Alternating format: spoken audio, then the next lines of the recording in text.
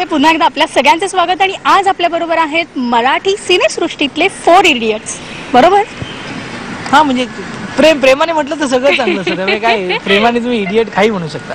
पण सिद्धार्थ, जसं सिनेमाची आम्ही कन्सेप्ट ऐकली, स्टोरी ऐकली, तर त्या कथानकानुसार एक खरं तर मैत्री दिसून येते. 4 इडियट्स जरी सिनेमाचं नाव असलं पण ते इडियट्स नाहीये, त्यांच्यातली मैत्री आणि मग त्या मैत्रीनंतर सक्सेस होणं, आयुष्यामध्ये पैसा कमवणं हे त्यांचं ध्येय आहे. पण तुझ्यासाठी एक मैत्रीची व्याख्या काय आणि तुझ्या आयुष्यामधले कोण असे 4 मित्र आहेत की जे सदैव तुझ्या बरोबर असतात?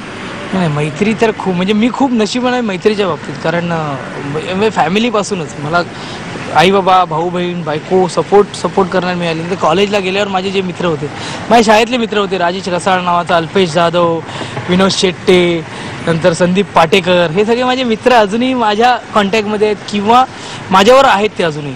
इंडस्ट्रीत त्यानंतर पॅडीसारखा मित्र मिळाला, नंतर केदार शिंदेसारखे गुरुमित्र मिळाले, त्यानंतर भरत जाधव, अंकुश चौधरी, विकास कदम, नंतर महेश मांजरेकर सर आणि खूप असे कलाकार ज्यांनी मला सांभाळलं. म्हणजे मैत्री म्हणजे मित्र पण असे पाहिजे ज्यांनी आयुष्यात आपल्याला पुढे नेलं पाहिजे किंवा काहीतरी चांगला मार्ग दाखवला पाहिजे. आणि आज मी कधीही प्रॉब्लेममध्ये असू, कधी असू तरी पॅड्या, विकास किंवा भरत सर, अंकुश दादा, केदार सर, महेश मांजरेकर सर हे सगळे ना मला सांगत असं कर, तसं कर, तसं करू नको, हे कर, ते कर. त्यामुळे आपला एक काय म्हणतो तो एक वाट मिळते आपल्याला प्रॉपर आपण कसे चालू त्याची. तर मित्र हे आयुष्यात खूप महत्त्वाचे आहेत. म्हणजे भरत सर ऐकतात, भरत सरांना माहिती असेल की त्यांनी किती मला म्हणजे तू पॅड्याला विचार काहीतरी की पॅड्यानी कसं मला सपोर्ट केलाय. तर या सगळ्या मित्रांनी तुला आवरलंय म्हणून मी आता भरतला विचारते की मला आता आवरलंय. भरत, जसं आता सिद्धार्थ पण म्हणाला की तुमचं रोज इतकं बिझी स्केड्यूल असतं, शूटिंग असतं, वेगवेगळे रोल तुम्हाला दररोज निभवायचे असतात. पण हे सगळं साकारताना, हे सगळं करताना कुठेतरी एक वैयक्तिक आयुष्य हे सगळे, आता जसं हा सिनेमा आहे, या सिनेमाच्या शूटच्या वेळेला मैत्रीची ही कन्सेप्ट आहे, त्याला कुठेतरी एक तुझ्या मित्रांची आठवण तुला यावेळेला झाली असेल. नक्कीच नक्कीच. कसं आहे,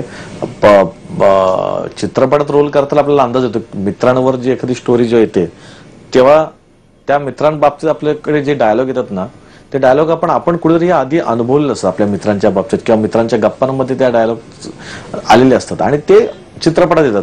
आणि त्यावेळेस करताना काम आपले जुने मित्र आपल्याला आठवतातच आणि आठवायलाच पाहिजे. मी तर म्हणतो खास डायलॉगसाठी आठवायला पाहिजे असंही नाहीये.